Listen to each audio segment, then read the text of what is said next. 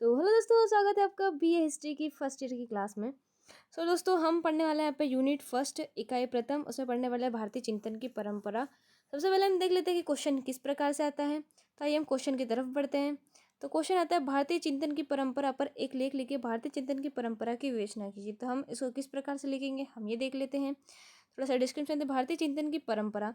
भारतीय चिंतन का मुख्य आधार धर्म, दर्शन, रीति रिवाज, सत्ता, अनुभव रहा है। इसके अंतर्गत धर्म, दर्शन, वर्णाश्रम, परिवार, विवाह आदि विषयों को ध्यान में रखते हुए सभी विषयों पर चिंतन किया गया है। तो पहले क्या होते थे, धर्म की बहुत महत्ता होती थी, वर्णाश्रम हुआ करते थे, संयुक्त परिवार जैसी व्यवस्थाएं हुआ करती थी और विवाह होते थे। ठीक है, तो पहले हम देखते हैं धर्म एवं दर्शन। तो भारत की प्राचीन परंपरा व्यवस्था को धर्म को केंद्र में रखकर ही की गई है। जैसे कि वेद, उपनिषद, रामायण, महाभारत, गीता हो गए, फिर पुराण हो गए, मनुस्मृति व अन्य स्मृति आदि में धर्म की उत्पत्ति देखने को मिलती है। क्योंकि धर्म को क्या मानते थे, मेन केंद्र मानते थे इनको। ठीक है, मतलब धर्म इनके लिए बहुत महत्व रखता था।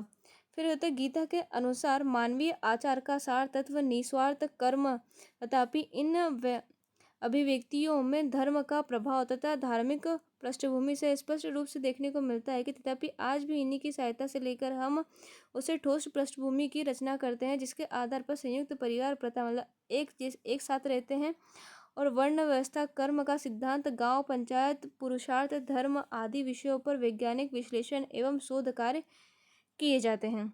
अब हम आगे देखते हैं। आगे आती है हमारी वर्ण व्यवस्था। वर्ण व्यवस्था 4 प्रकार की होती है। ठीक है, चार भाग मतलब 4 भागों में बांटी गई है, 4 प्रकार की होती है। प्राचीन भारत में सामाजिक संगठन का प्रमुख आधार क्या था? सामाजिक संगठन का प्रमुख आधार हुआ करता था वर्ण व्यवस्था।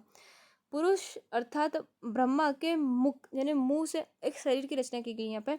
मुख से मतलब ब्राह्मण यानी बाहु से क्षत्रिय, और जंघा से वैश्य, और पैर से शूद्र की उत्पन्न हुए हैं। इसी वैदिक सिद्धांत के आधार पर स्मृतियों ने समाज को 4 वर्णों में विभाजित कर दिया गया है। कितने वर्णों में? 4 वर्णों में विभाजित कर दिया गया है।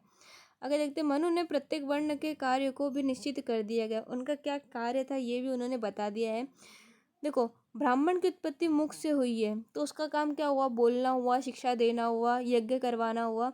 वह मुख बोलने का क्या रहता है, एक साधन होता है।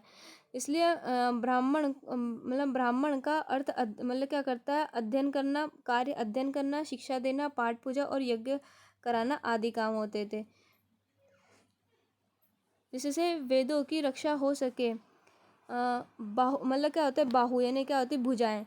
शक्ति का क्या होती है? घोतक होती। इसलिए क्षत्रियों का कार्य शक्ति से संबंधित था। वह कार्य क्या कौन कौन से थे? तो देखो, अस्त्र शस्त्र मतलब युद्ध करना, मतलब युद्ध करते जब अस्त्र शस्त्र का प्रयोग करते तो वो प्रयोग करना आना चाहिए। उनकी शिक्षा देना, किसकी शिक्षा देना? अस्त्र शस्त्र की शिक्षा देना।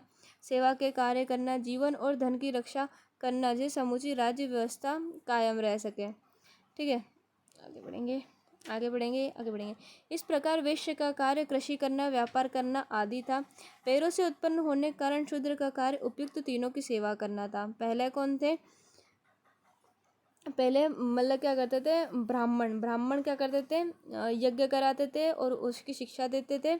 और फिर क्या थे? छत्री क्या करते थे? मतलब अस्त्र शस्त्र का मतलब प्रयोग करना जानते थे और उनकी शिक्षा देते थे। फिर होते थे वैश्य का काम करता था व्यापार कृषि करना था। फिर होते हैं शूद्र का काम करता था जो तीनों की क्या करना? सेवा करना होता था। फिर होते महाभारत में वर्णों से जाति की उत्पत्ति के संबंध में भी बताया गया है। आरंभ में 4 वर्णों को ब्राह्मणों ने संयुक्त स्वयं मतलब ब्रह्मा आएगा शायद, यहाँ ब्राह्मण या ब्रह्मा ने संयुक्त ने स्वयं बनाए। इन वर्णों को अपने वर्ण से बाहर विवाह नहीं करना चाहिए, ऐसा मानते थे। हम आगे देखते हैं परिवार व्यवस्था। देखो, परिवार तो प्राचीन काल में ही भी बहुत संयुक्त परिवार थे। आजकल तो संयुक्त परिवार नहीं रह गए हैं इतने।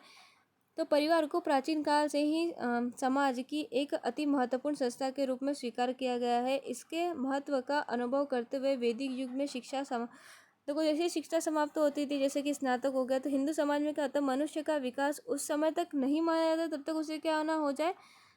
संतान ना हो जाए। उत्पन्न ना कर ले तब तक उसे नहीं मानते थे। फिर क्या होता है, स्त्री और पुरुष दोनों परिवार के क्या होते थे, मूल मूल है, नदी के तट की भांति है, दो किनारों की भांति है, समान दोनों के बीच में ही जीवन की धारा प्रवाहित होती है। हिंदू समाज में आदर्श परिवार के प्रमुख आधारों का उल्लेख महाभारत आदि में भी हमें देखने को मिलता है। देखो, माता बनने के लिए स्त्रियों और पिता बनने के लिए पुरुषों की सृष्टि की गई है और इस कारण वेदों का आदेश है कि धार्मिक क्रियाएं, देखो धार्मिक क्रियाएं कौन, पति पत्नी दोनों करते हैं। देखो, पुरुष, स्त्री और पुरुष दोनों करते हैं। पुरुष और अपनी पत्नी के साथ मिलकर करना चाहिए, क्योंकि विवाह के पश्चात स्त्री पुरुष का कार्य क्षेत्र अलग अलग नहीं रहता, दोनों का एक ही रहता है, मतलब अलग अलग नहीं होता है। फिर हम देखते हैं विवाह संस्था। तो भारतवर्ष में जितनी भी सामाजिक संस्था हैं उनमें हिंदू विवाह विशेष उल्लेखनीय है। इसका कारण यह है कि उत्तर वैदिक युग से ही एक हिंदू जीवन में गृहस्थ आश्रम को बहुत महत्व दिया जाता है। गृहस्थ आश्रम को क्या बहुत महत्व दिया जाता था। मनु ने भी स्वीकार किया है कि जैसे सब एक दूसरे के सहारे जीते हैं वैसे ही सब प्राणी भाग्य कर्म में जीवन धारण करते हैं और वैसे क्या करते हैं, पति पत्नी भी अपने मतलब एक दूसरे के सहारे जीते हैं। आश्रम को श्रेष्ठ बताते हुए यह भी स्पष्ट रूप से कहा गया है कि जितेंद्रिय होकर गृहस्थ तो आश्रम का पालन करने वाले को घर घर में क्या हो जाता है, सारे तीर्थ हो जा सकते हैं, जैसे कि कुरुक्षेत्र, हरिद्वार, केदार और तीर्थ मिल सकता है, जिनकी यात्रा कर वह सब पापों से मुक्ति पा सकता है। ठीक है। फिर क्या होता है यहाँ पे, ऋग्वेद के अनुसार क्या है, तो ऋग्वेद में मत में पत्नी ही घर है और महाभारत के कथा अनुसार क्या होता है, घर घर नहीं, उस घर में पत्नी नहीं। ठीक है। फिर हम आगे बढ़ते हैं तो एक निष्कर्ष देख लेते हैं। उपयुक्त विवेचना के आधार पर निष्कर्ष रूप में कह सकते हैं कि भारतीय चिंतन का इतिहास एवं परंपरा सभी समाज में पुरानी एवं व्यवस्थित रही। हालांकि कालांतर में समय के अनुसार थोड़ा बहुत परिवर्तन अवश्य आया है, भाई अब तो आ ही गया है। ठीक है। लेकिन भारतीय चिंतन का आधार, भारतीय चिंतन की परंपरा मूल रूप से वही रही है जो हमारे पूर्वज ऋषि मुनियों एवं विद्वानों द्वारा शुरू की गई थी। तो यहीं पर आपका ये लेक्चर होता है ख़त्म।